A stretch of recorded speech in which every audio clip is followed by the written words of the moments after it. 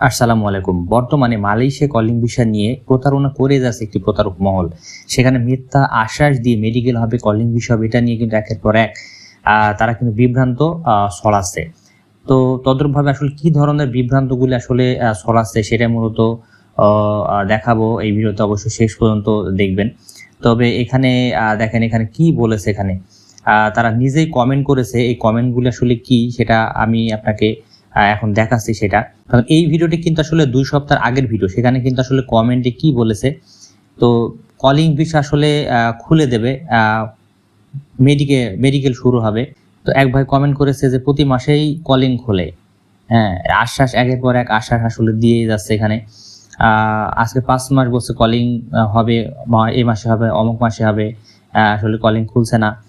11 মাস হলো পাসপোর্ট জমা দিয়েছি, এখনো তুলেনি। ভাবছি 26 সালে আগে বাংলাদেশের কলিং চালু হবে না। ভাই, আপনার কথা সব ঠিক আছে, কিন্তু কথার সাথে কাজের কোনো মিল নাই। ভাই, দয়া করে আপনি আর মিথ্যা প্রচার করবেন না। আপনার কথার কাজে কোনো মিল নাই, আপনি শুধু মিথ্যা বলেন।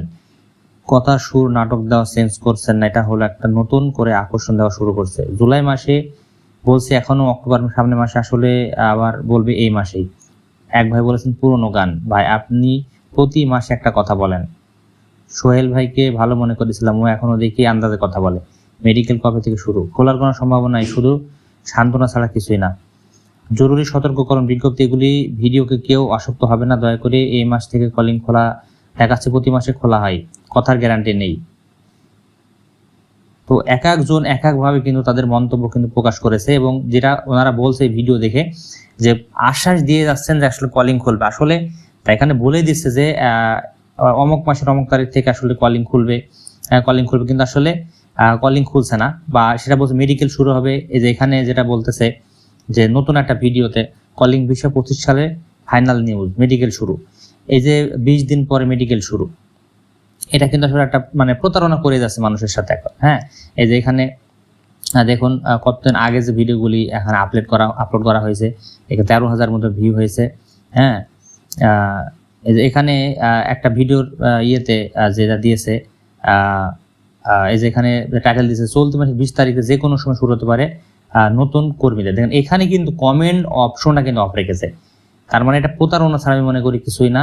আগের ভিডিওগুলি কিন্তু কমেন্ট অফ ছিল, কিন্তু পরবর্তীতে গত 3 দিন আগে যে ভিডিওটি আপলোড করেছে সেখানে কিন্তু কি কমেন্ট সেকশনটা বন্ধ রেখেছে। চলতি মাসে 20 তারিখে যে মেডিকেল শুরু হবে, এটা কোথাও কোনো জায়গায় বলা নাই। কোনো ইমিগ্রেশন থেকে কোনো আপডেট নাই, মালয়েশিয়া সরকার তরফ থেকে কোনো আপডেট নাই, বাংলাদেশ সরকার থেকে এটা মন করা কথা এখানে বলে উল্লেখ করে দিয়েছে 20 তারিখে। কিন্তু ফাইনালি যেটা বলেছে যে সরকারিভাবে ইমিগ্রেশনে যেটা আপডেট, তারা বলেছে যে কলিং ভিসার চাহিদাপত্রের অনুমোদন পত্র জমা দানের লাস্ট 31 ডিসেম্বর। তাহলে চলতি মাসের 20 তারিখে কিভাবে ভিসা মানে কলিং হতে পারে বা মেডিকেল হতে পারে? এই যেমন বিভ্রান্ত তথ্যগুলো ছড়াচ্ছে, অবশ্যই আপনারা এইসব বিভ্রান্ত তথ্য থেকে দূরে থাকবেন। এগুলো আসলে মানে প্রলোভন ছাড়া কিছুই না। হ্যাঁ, প্রলোভন দেখাচ্ছে তারা। এবং গত 3 দিন আগে একটা আপলোড করেছে, সেখানে কোনো কমেন্ট বক্স কিন্তু কমেন্ট অফ রেখেছে, যেন আপনারা এই ধরনের কমেন্টগুলি করে যেন তাদেরকে বিভ্রান্ত না করতে পারেন এই জন্য। তো অবশ্যই এই ভিডিওটি শেয়ার করে দেবেন, বেশি বেশি করে শেয়ার করে দেবেন, যেন এই সকল চ্যানেলগুলি থেকে সাধারণ মানুষ হয়রানি না হয়। আর টাকা পয়সা থেকে অবশ্যই দূরে থাকবেন। যেখানে মালয়েশিয়ার 2টা কোম্পানির নাম প্রকাশ ও মেডিকেল আপডেট, এখানেও কোনো কলিং মানে কমেন্ট বক্স কিন্তু ওপেন নাই। তো 2টা কোম্পানির নাম প্রকাশ ও মেডিকেল আপডেট, তাহলে কমেন্ট বক্স তো ওপেন করতে হবে, তাই না? কমেন্ট বক্স ওপেন না করেই কিন্তু যেভাবে প্রতারণা করে যাচ্ছে মানুষের সাথে অবশ্যই।